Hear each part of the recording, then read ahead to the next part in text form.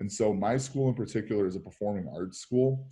And they decided for their PE program that they were going to add a couple of extracurriculars. So we added a walking class, which is actually a really, I wish I had that in high school, because this class for 90 minutes literally goes on hikes around the city. They go up to like, they go off, yeah, they go off Lakeshore Drive up around Lake Michigan. They see all the buildings and stuff. Like they literally hike around the city for 90 minutes. And I wish I would have, like they walk like 4 or 5 miles a day.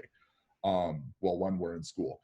So it's a pretty cool class. They added 2 different types of dance, rhythmic and like ballet, which the rhythmic is more like a hip hop class, which is kind of cool because they're across the hall from me, so I can always hear whatever music they're playing and what they're doing and stuff like that. And then mine, which was strength and conditioning. So because we are in the CPS, we are kind of landlocked.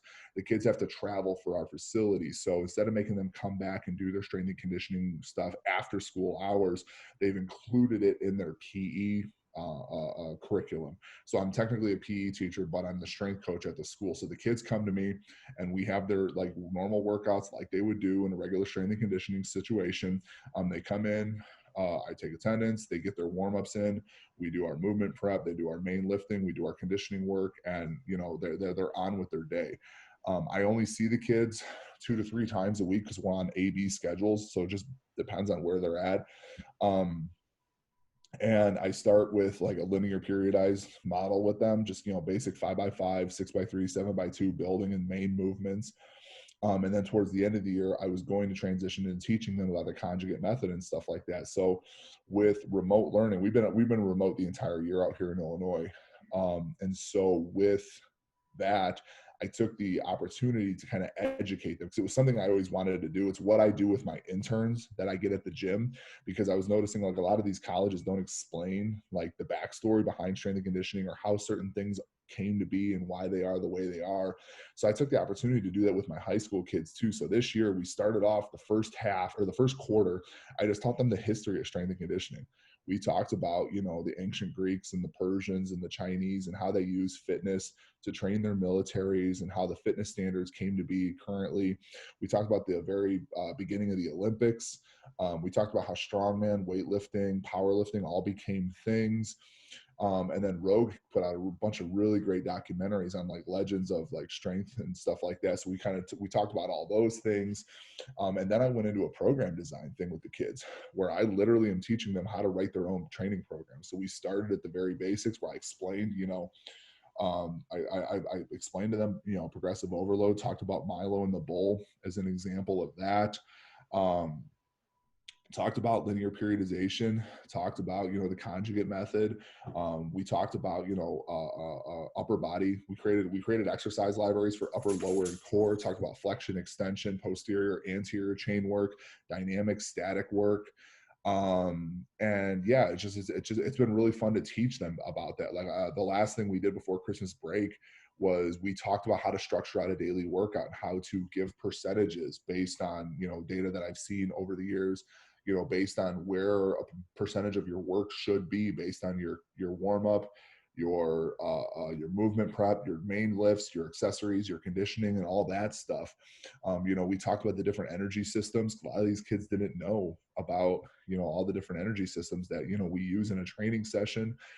We talked about, different ways to train muscle fiber types between endurance, strength, and power and stuff like that. Talk to them about speed, strength, speed. And like the kids are really liking it. Like I've actually had a few kids reach out to me asking, if this was a college thing, because they didn't know that you can go to school and study to be a strength coach. So it's been really cool for me to kind of share that information with these kids, because I feel like that's a huge thing that is lacking today, especially in the social media world. You see somebody do something, but they don't explain how they got there or why they're doing it, or if they do explain it, it is some half, backwards explanation. And you're like, that's not accurate at all. And you're going to get somebody hurt. So I kind of took it upon myself with these kids to just make sure that they had all the facts, they had all the information needed and stuff like that. And it's kind of funny. One of the kids actually said that like he's had discussions with a personal trainer at a gym that he works out at about like some of the things that he says that are not accurate and stuff. So like, that's not my intention, is for them to go out and start arguments with people, but it's kind of cool to see these kids gravitating towards that and really enjoying learning about stuff. And then hopefully, you know, in the second half of the school year, we'll be back at school and they can apply all this stuff, because the whole quarter is going to end. We'll have like 3 weeks left of the quarter when we get back to school, and their final project is going to be, they have to write me a 4-week program for any sport or goal that they want. Like I gave them a goal setting sheet, and so we spent a whole day how to create goals using SMART goals. And they're going to have to create a goal for themselves, and then they have to write a 4-week program to reflect that goal. Like that's the culminating thing for these first 2 quarters of remote learning. And then hopefully, like I said, by that time we're back in the weight room and they can take all that knowledge and really understand why we're doing what we're doing, because that was the missing piece last year. Was the kids had loved the workouts. It was cool to see kids add, you know, 50 pounds to their squat and stuff like that, that had never done a back squat before, but they didn't really understand why we were doing what we were doing. So now my I wouldn't say problem, but the challenge is finding a way to incorporate this educational stuff with the physical stuff, and not take too much away from the physical time we get to work with each other in the classroom next year, because I do only get to see them a few days a week.